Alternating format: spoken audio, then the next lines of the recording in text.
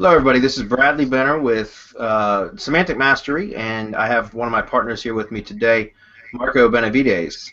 Hey, Marco, how are you? Hey Bradley, what's happening? So typically, I do these type of hangouts where we discuss what Semantic Mastery is about concerning search engine optimization, syndication, a lot of those different things. But today we're going to be talking about a particular subject that I am not that strong in, but you, however, are. So uh, today we're going to be talking about visitor to lead sale process, and otherwise, in other words, conversion optimization. And Marco is an expert at that, and so we just wanted to pick his brain a little bit today and talk about what is conversion optimization or visitor to lead sale process. How can we optimize that, improve that? What the training is going to be coming up in Semantic Mastery, the membership area, and some things that maybe you hadn't thought about before. So Marco, for people with little or no experience with the visitor to lead sale process or conversion optimization, why is this so important? Okay, it's extremely important, and the reason is, let's say you follow our training, right? You go through all the modules that we have, and now you're actually getting traffic to your website. You're getting a decent amount of traffic, uh, but do you even know how much traffic is enough for your money side or your client side to be profitable? I mean, that's a good question. You'd have to know some sort of metric, some sort of goal. So I mean, I don't know. Explain that a little bit further, if you wouldn't mind. Sure. For most of us, the problem is that we're concentrating so much of our effort and resources on ranking our websites, on getting everything right, on going through the training and doing everything that the training teaches, that we might not devote enough time to, to think about what actually happens to these visitors that are landing on our website.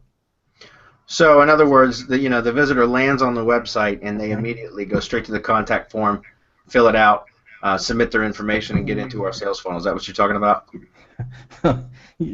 That's a loaded question because it's both yes and no.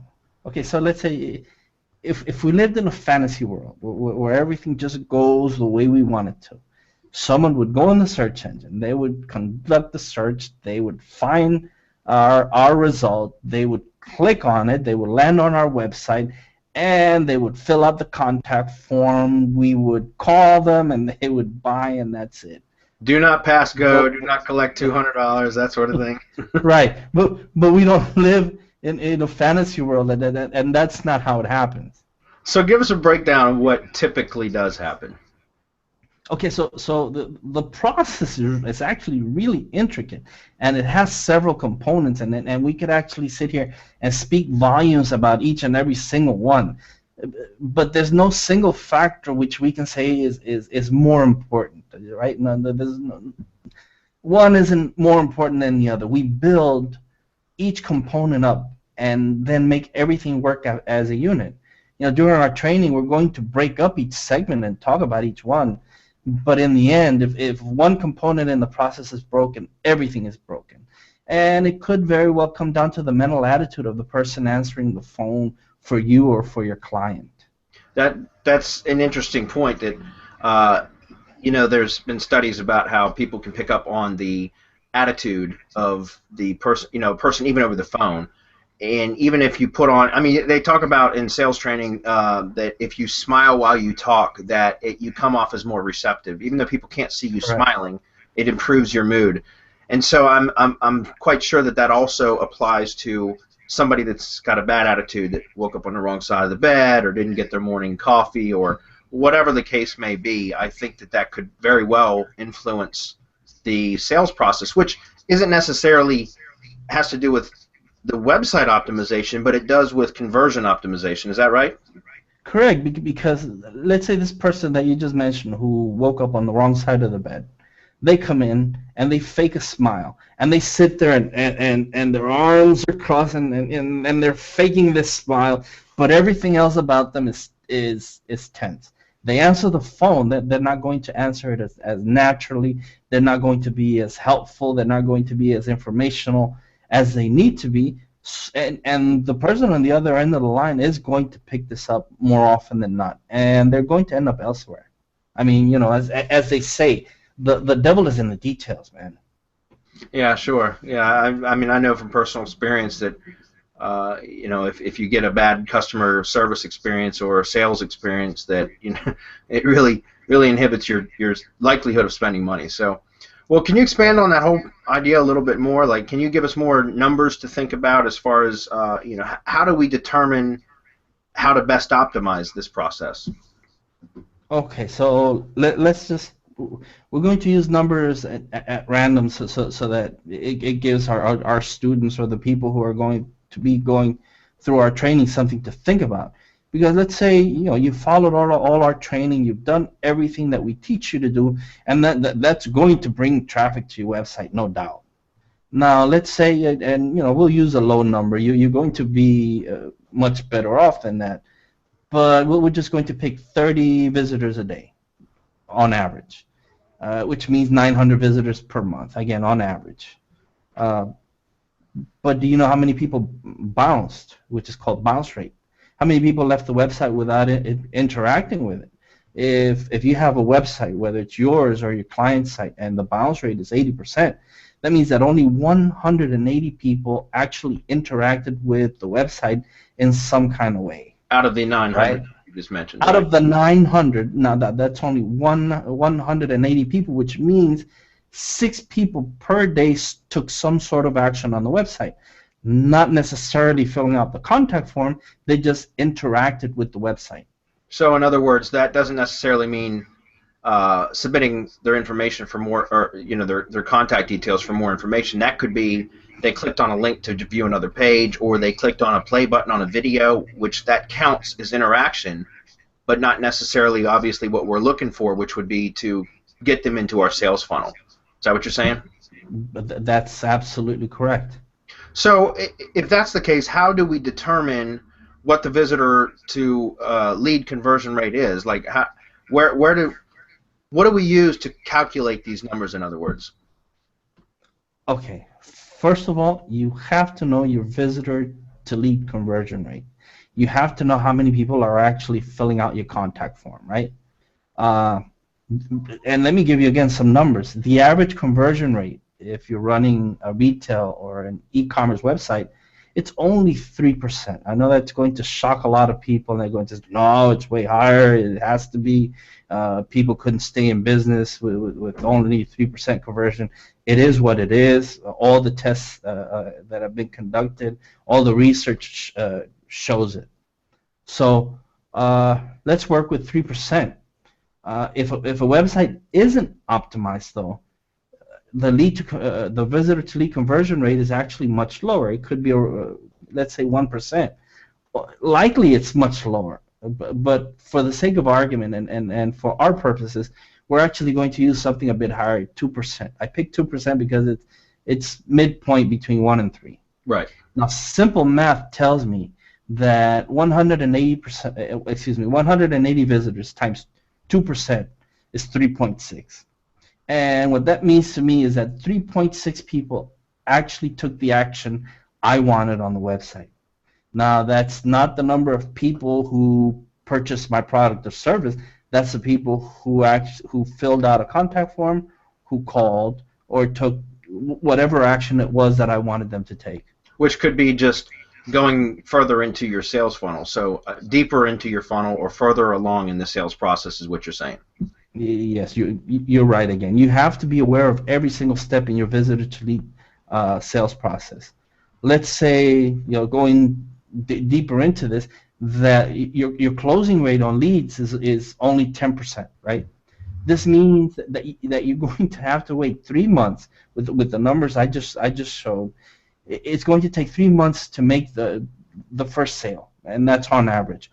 Or it's going to take let's say you make a sale your first time out, you get really lucky, but then you have to wait 3 months to make another sale. Again, we're talking on average. And even if your closing rate is 30%, you're only going to make a sale 1 time per month. Well, that's certainly not going to make anybody money, that's for sure. No. Not unless you're selling, a $1 million item where your commission is really high, where you have a huge commission. then you could possibly be profitable. But for the average person running an e-commerce site, one sale every 3 months, one sale per month, no, it's not going to make you very profitable. The And margins won't support that. Is what you're saying? Yeah. and if you have clients, it's going to make your clients extremely angry that they can't make any sales. Either way, it leads to financial ruin. You can't work like that with those kinds of numbers in a cutthroat business such as the web. Right. I totally understand. Well, see, that's why this is, I don't do a whole lot of e-commerce stuff myself. So that's why, we make a good, we're a match made in heaven here, Marco, because you have more experience in that, and you can speak volumes on to how to optimize the conversion rate for these types of sites. So what can students and, members of Semantic Mastery expect in the training series that we're going to provide? Okay, in this series, we're going to go from very, very basic concepts, things that our students probably already know, since many of them will come from agencies. They run agencies, they have clients, and that's what we have now actually in Semantic Mastery. But they might need a refresher on this, and we're also going to get into very intricate concepts that will make a website perform much better and make a whole lot more money.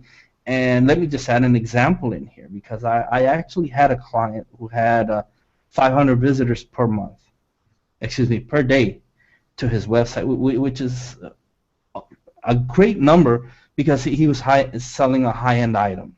Mm-hmm. And this was in the medical field. Now, the problem was that he wasn't getting anyone to fill out the contact form. So we did some research, and we held a focus group, and what we actually found out is that the visitors to his website were aging baby boomers, let's say from 45 and up. The font on his website was at 10 point. We raised it to 16, and his visitor to lead conversion rate went from under 1% to almost 4%, just from changing the size of the font. That's and I mean, that's just an example of what we're going to cover.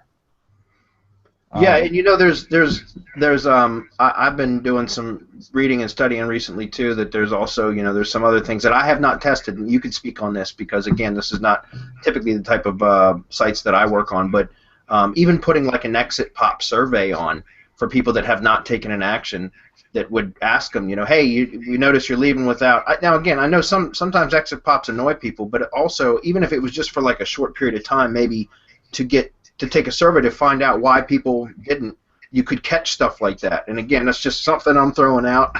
So No. You were absolutely right. And just remember, the person is leaving the website anyway.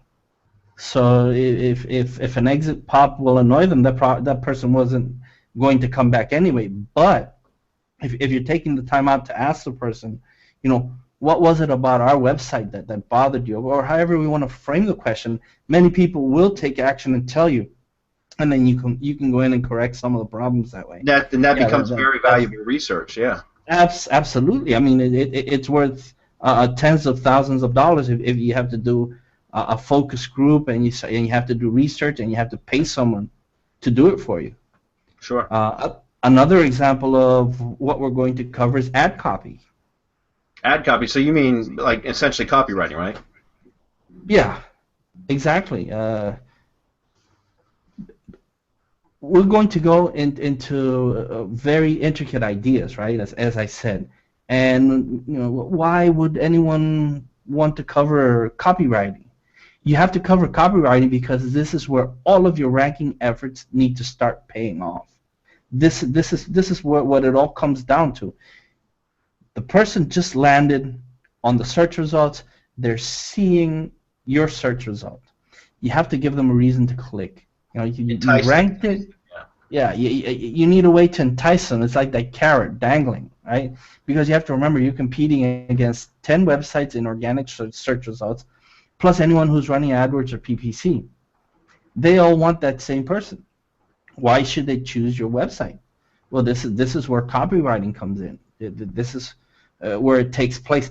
titles and descriptions aren't just something that you have to do to rank your website so that the search engines will pick up what the website is all about. It's something that you have to do to rank the website and to get people to visit the website. So, why should they click on your search result rather than everyone else's? What compels people to click? What is it that people are thinking about? What are they searching for? Do you know your visitor? Do you know their mindset? Do you know the pain? Right. Right. And so, So, these are all things that we're going to answer and we're going to cover in our training series. well, this is great information, and this is something that even me personally, I need more training on. I just really haven't had to apply it for a lot of stuff, but it's certainly valuable, even for on the local level, like doing local SEO. Because if you have the website, the content on the site's optimized to draw an action out of the visitor, which could be to schedule an estimate or an in-home consultation or something like that. So this is great information. So if you don't mind, give us a quick rundown, maybe even like in bullet form, as to what else will be covered inside the training for this for conversion optimization training. Sure. Let me add something to just really quick before we close this up, and I go over what we're going to cover, because it's really a very important aspect of this whole process, and it's that we have to stop thinking as experts, and we have to start thinking as end users when we're going through this process. Yeah, we know what we know. Sure. But we can't think that the person landing on our website knows what we know. We can't assume that the person landing on the website knows what we want them to do. So it's kind of, the process leads the person by the hand every step of the way. This is what we're trying to accomplish. Sure. And how do we accomplish that? We'll accomplish it by covering writing ad copy, knowing what you're selling. If you don't know what you're selling, then you're in a whole lot of trouble, right? Knowing and understanding your website visitors. And again, this goes back to the example that I gave you, having 10-point on a website where there were older people coming in and probably couldn't see the font. They may have been going through your website like this and forgot where their glasses are, and now they have to go look for their glasses, right? But if you have the font the way that they need it to be, they don't have to go do all of these things, and by the time they do that, they forget what it was they were trying to do. They've lost Go interest. somewhere else. Yeah. Correct. Getting your visitors to stay on the website, they tell you a lot about quality content.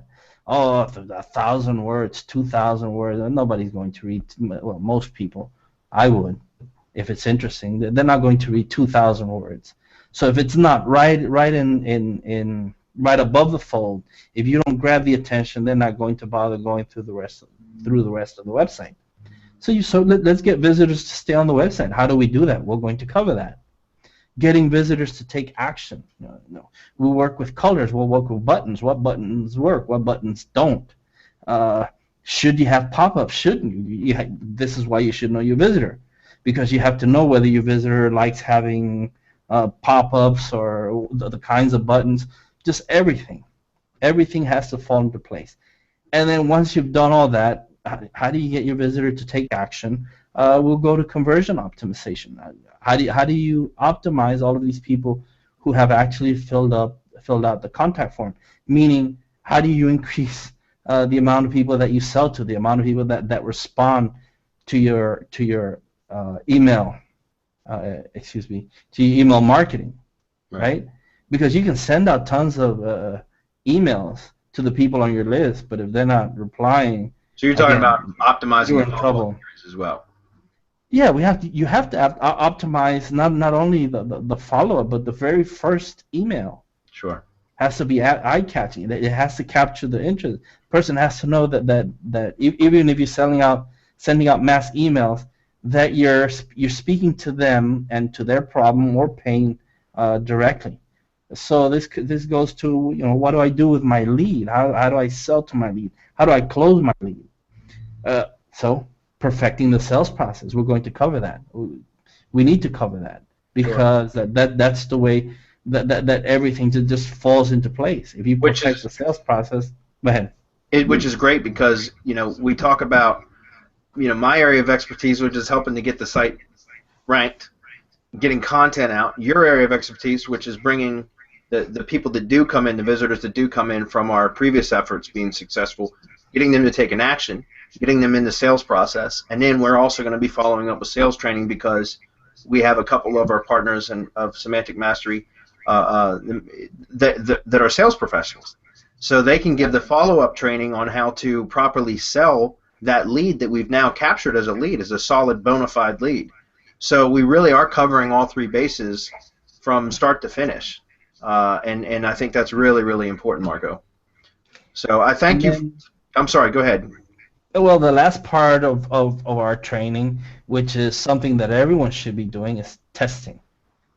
Testing over and over and over. You have to look, and this is again, we'll go back to what you mentioned, analytics. Why is it so important? Analytics will tell you the click-through rate on one page versus the other. And so what you need to ask yourself is, why is one page performing better than the other? Then you have to go in and you have to know why one page is performing better than the other, and you either get rid of that page, which might be a dog, and start a new one, or you might want to try to perfect it and try to get it to perform as well, if not better, than the page that's performing well. Sure. And the very foundation of semantic mastery is testing. I mean, that's what we are about. It's not Correct. about theory. It's about real world testing. And we test everything that we say, and we do it and share those test results, and even the process of the testing through that. That's what our training is all about. So with that, we're going to wrap it up for today. Guys, we're going to be launching Semantic Mastery. I know we've been saying it for 2 months, but we've been trying to prepare a lot of content so that there's a lot of training content already inside the members area when we go public. And we're setting the goal for May to go public, either the third week in May or right at the very end of the month, so that we're launched for June. So stay tuned. There's going to be a lot of really good information that we're going to be sharing, case studies, test results, real-world examples, and we're even going to be taking students' ideas. We're going to be conducting surveys of our members to find out what they want to see tested next, and we're going to be conducting case Correct. studies on those. So this is going to be user-generated or driven content, and we're going to do it, based on our testing procedures, which will be all made public to our members anyways. So, Marco, I appreciate your time today, man, for coming on and sharing your expertise, and we're really looking forward to finding out what else you have to say on the inside. I know I need to learn it, so thanks for your time today, man. Okay, Bradley, take care. See you.